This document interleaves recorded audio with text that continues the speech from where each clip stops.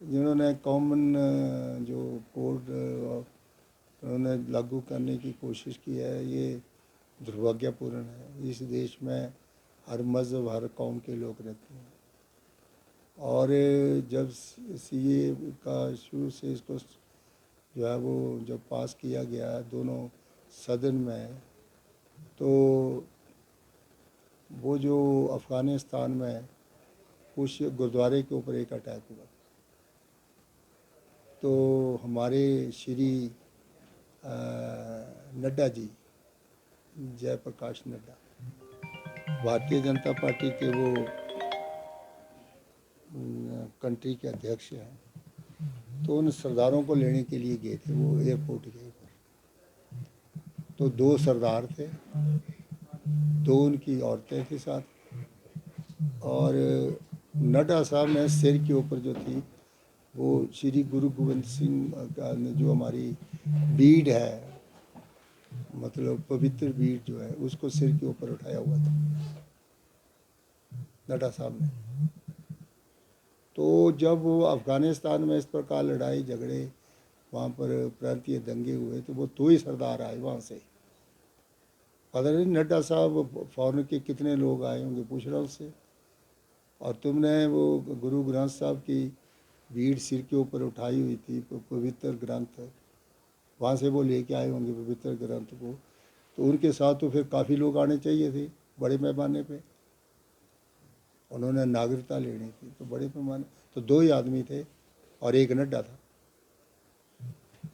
आप कहते हैं कि 1947 में पाकिस्तान से कुछ हिंदुस्तान के लोग पाकिस्तान में गए, कुछ हिंदू भी गए, कुछ मुसलमान भी गए, कोई बौद्धी भी, कोई जैन भी गए, क्रिश्चियंस गए। तो आप सिर्फ एक कास्ट को, वहाँ पर एक मज़हब को आप बैन कर रहे हैं कि आप नहीं आ सकते। मुसलमान, पारसी आ सकता है, सिख आ सकता है, ईसाई आ सकता है, बौद्ध आ सकता है, मुसलमान नहीं आ सकता। क्यों नहीं आ सकता? मुसलमानों के रिलेशन जो है वो हिंदुस्तान में भी है, पाकिस्तान में है।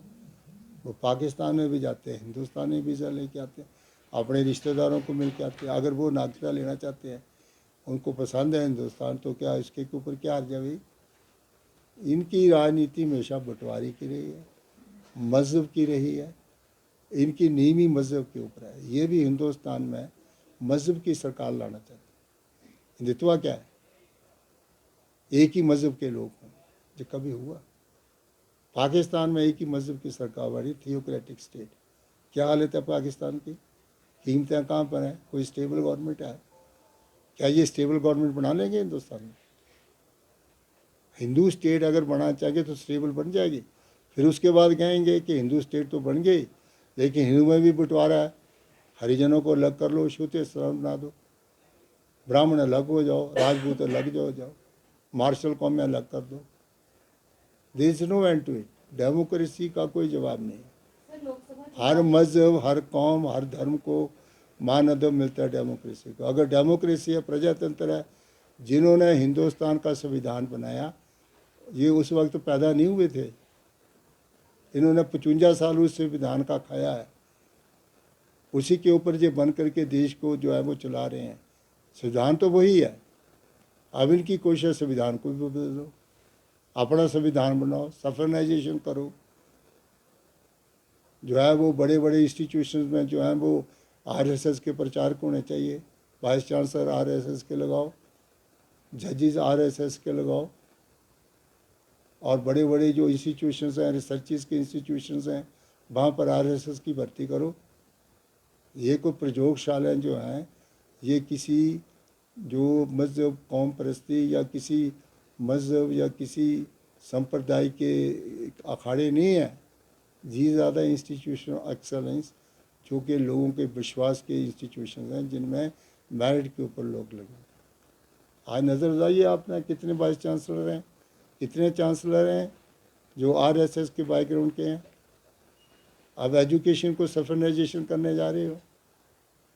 एक ही धर्म के लोगों को आप कहते हैं कि आरएसएस का प्रचार का उसको लगा दो। आरएसएस का प्रचार में कोई हरिजन है, कोई गिरिजन है, कोई ईसाई है, कोई मुसलमान है? कोई शेड्यूल कास्ट है, कोई शेड्यूल ट्राइब्स है, वो कहाँ जाएंगे? तो ये सब चीज़ें जो हम देख रहे हैं, ये एक बड़ा हिंदुस्तान को ये सवजबाग दिखाने का कार्यक्रम है। और जो कुछ हो रहा है ये देश के हित में नहीं है। ये इस डेमोक्रेसी का लास्ट चुनाव है, ये मैं आपको बता दूँ, लास्ट। ये कॉन्स्टिट्यूशन को प्रोटेक्ट करने का चुनाव नहीं है, ये कॉन्स्टिट्यूशन को बदलने का कोशिश की जा रही है कि इसको बदलो और इसको जो है अपना रंग दिया जाए। ये है इसके लिए डेमोक्रेसी को जो है वो कॉन्स्टिट्यूशन को इनसे खतरा है। कॉन्स्टिट्यूशन ठीक बना हुआ है लेकिन चलाने वालों से खतरा है उसका, ये मैं बताना चाहता हूँ। और फिक्र हमेशा मेरे साथ रहता है। भूषण ज्वेलर्स, अनमोल रिश्तों के लिए। यार रितु, आज शॉपिंग करते हैं। पर कहाँ से करेंगे? मुकेश ट्रेडिंग कॉरपोरेशन में वैरायटी इतनी कि तुम्हारा दिल झूम उठेगा। लेकिन ये कहाँ पर है? ये है मेन बाजार कुनिहार में, सब एक ही छत के नीचे। अब इधर उधर क्यों जाना जब अपने शहर में सब कुछ मिल रहा है, वो भी बढ़िया और अपने बजट में। तो चलते हैं शॉपिंग करने मुकेश ट्रेडिंग कॉरपोरेशन में। तो सुना आपने, आज ही आइए अपने शोरूम में। मुकेश ट्रेडिंग कॉरपोरेशन में सस्ती खरीदारी करके लाभ उठाएं। एक बार सेवा का मौका दें।